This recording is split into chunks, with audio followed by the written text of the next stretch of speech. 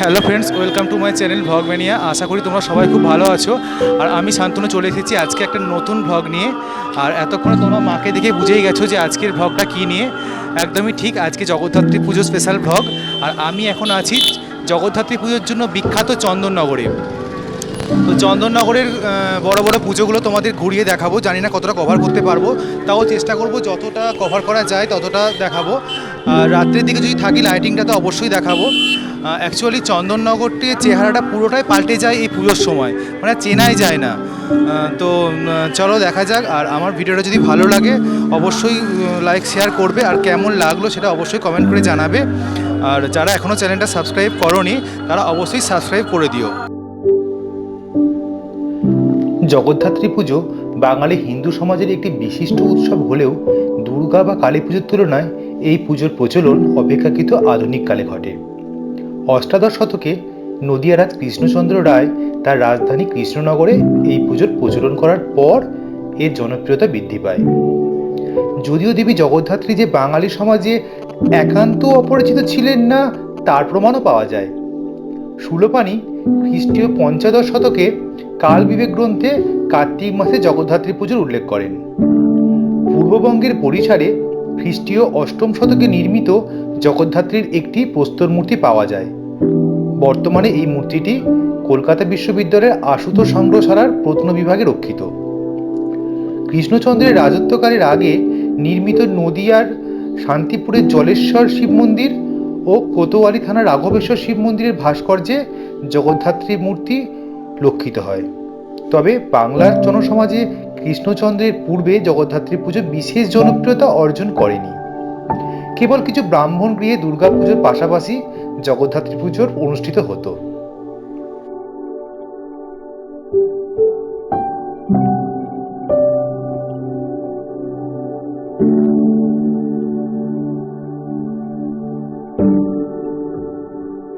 নদিয়া জেলার সদর কৃষ্ণনগরে জগদ্ধাত্রী পুজোর সূচনা করেন রাজা কৃষ্ণচন্দ্র রায়। কিংবদন্তি অনুসারে নবাব আলীবর্দীর রাজত্বকালে মহাবজ্রাঙ্গ রাজার নিকট থেকে 12 লক্ষ টাকার নজরানা দাবি করেন। নজরানা দিতে অপারগ হলে তিনি রাজাকে বন্দী করে মুর্শিদাবাদে মতান্তরে মুঙ্গেরে নিয়ে যান।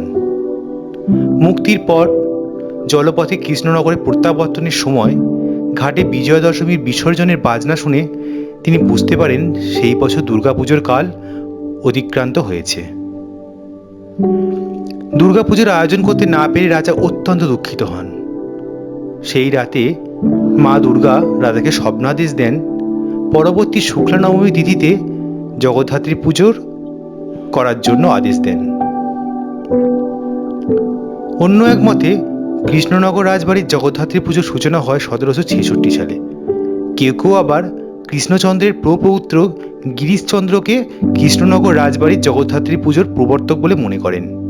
কৃষ্ণনগর রাজবাড়ির দরজা জগদ্ধাত্রী পুজোর সময় আজও খোলা থাকে। পুজো পুরনো প্রথা মেনে শুধুমাত্র নবমী তিথিতেই হয়।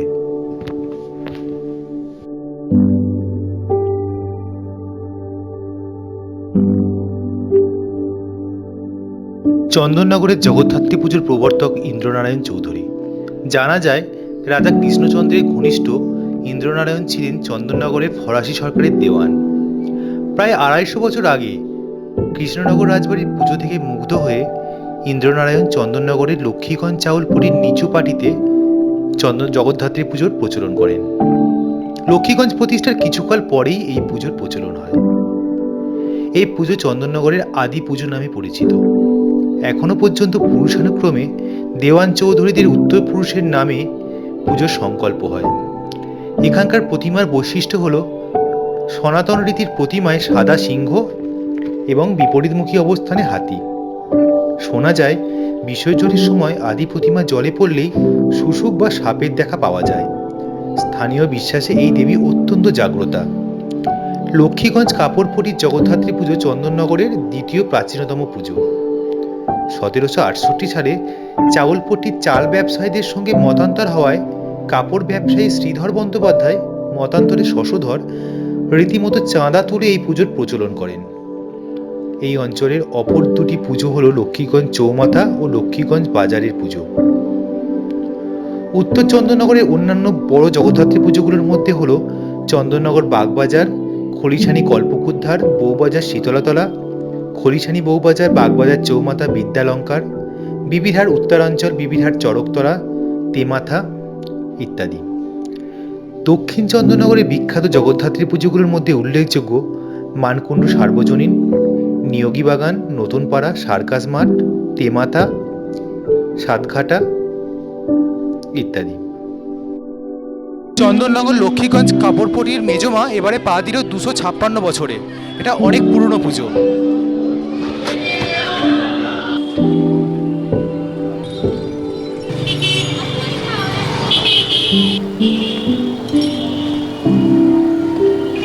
বোর কালীতলা এবারে 52তম বর্ষ।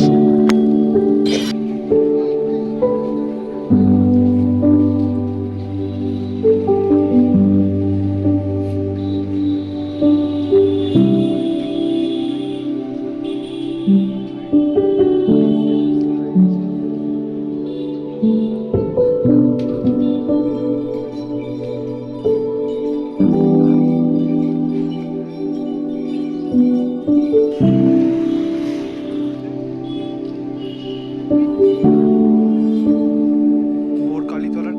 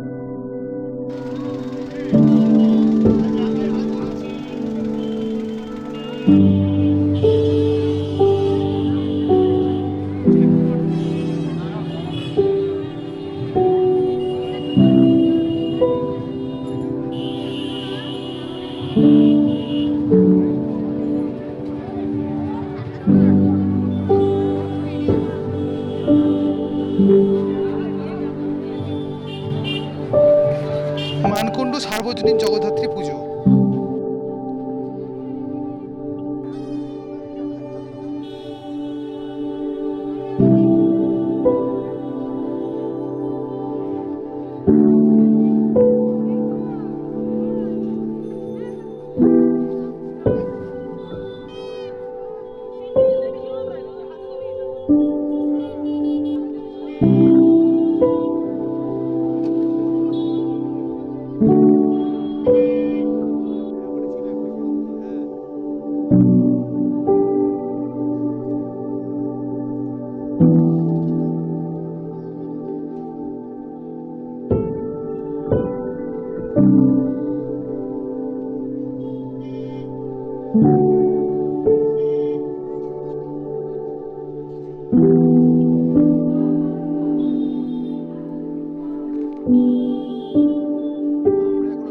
চন্দননগরের সার্কাস মাঠ পুজো মণ্ডপের সামনে।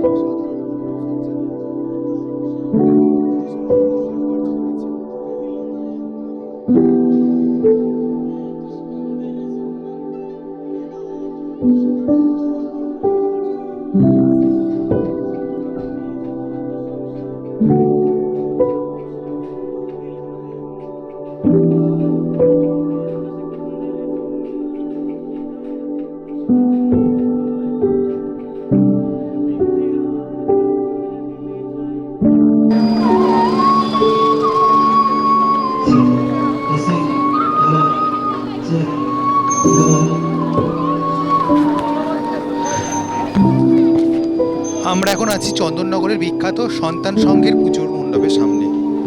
অসাধারণ প্যান্ডেল এবং প্রতিমা।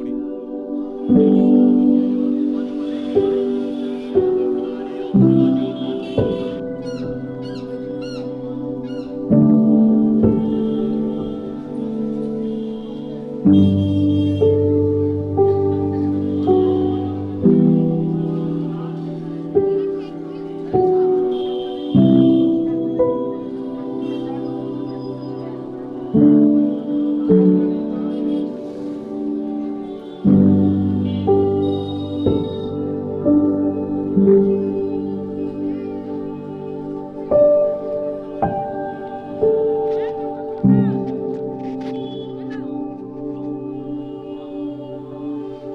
সবকটি প্রতিমাই সুউচ্চ এবং উচ্চতা অনেক বেশি।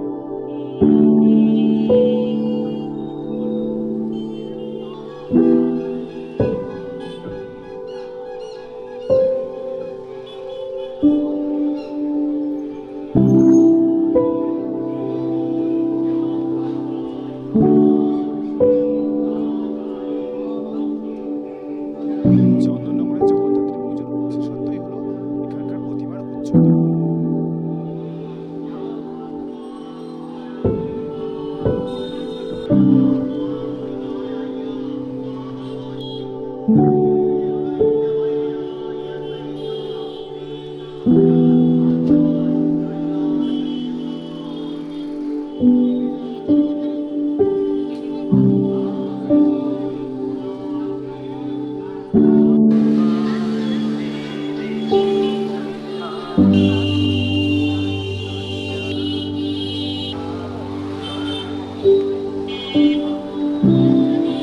পুজো উপলক্ষে মেলা বসেছে এখানে।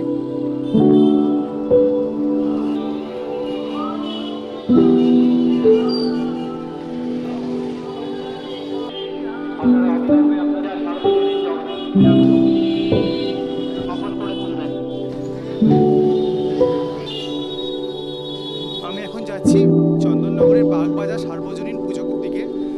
এই পুজো এবারে 187তম বর্ষে পা দিল। বাগবাজার সার্বজনীন।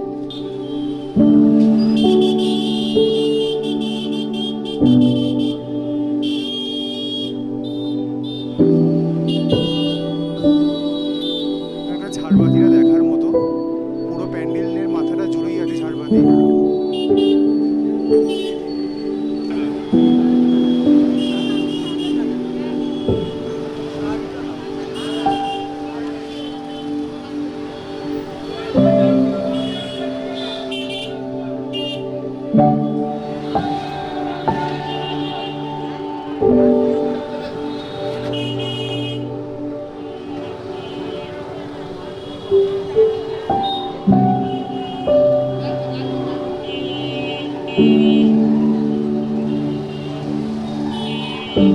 মাকে বর্ণনা করার মতো কোনো ভাষা।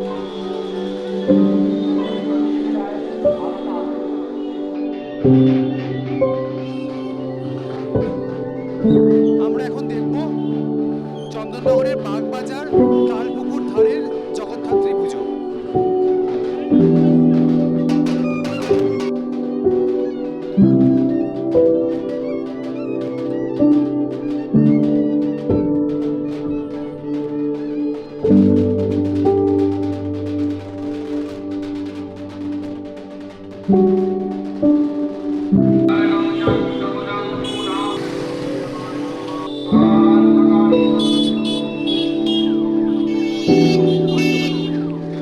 এখন আমরা দাঁড়িয়ে আছি চন্দননগরের বিখ্যাত বিদ্যালঙ্কা জগদ্ধাত্রী পুজো মণ্ডপের সামনে। চন্দননগরের বড় পুজোগুলোর মধ্যে অন্যতম একটা বিদ্যালঙ্কার পুজো।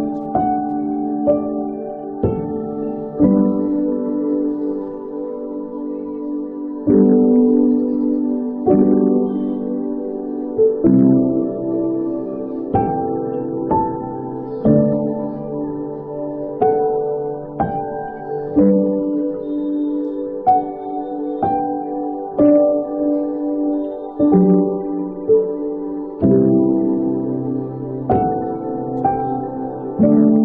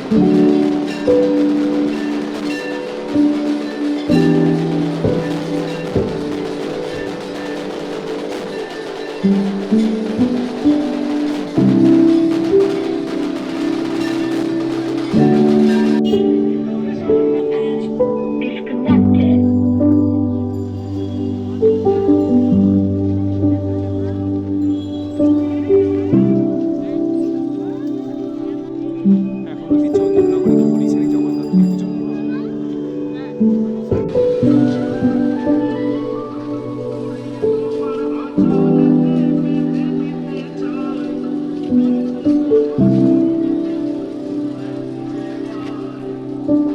দেখতে পাচ্ছ চন্দননগরের সেই বিখ্যাত আলোকসজ্জা।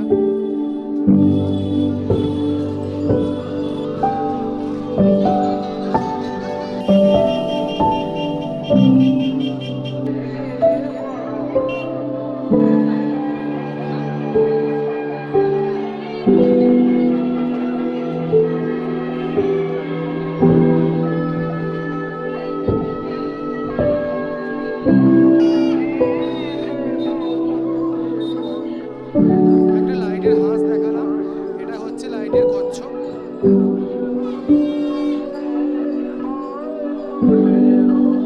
এটা একটা ডলফিন।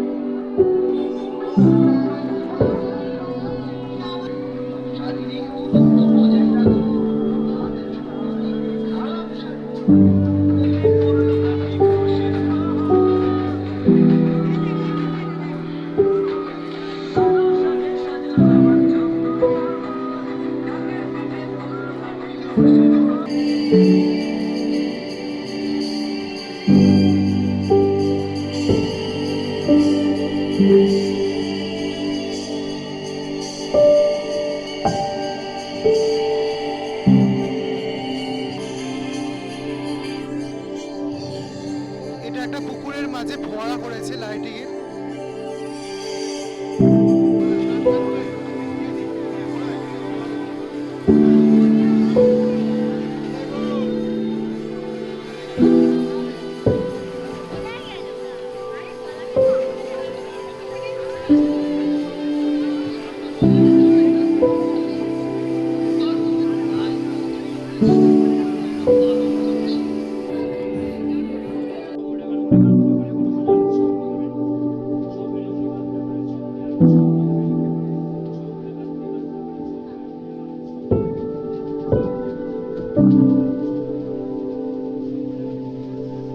Thank you.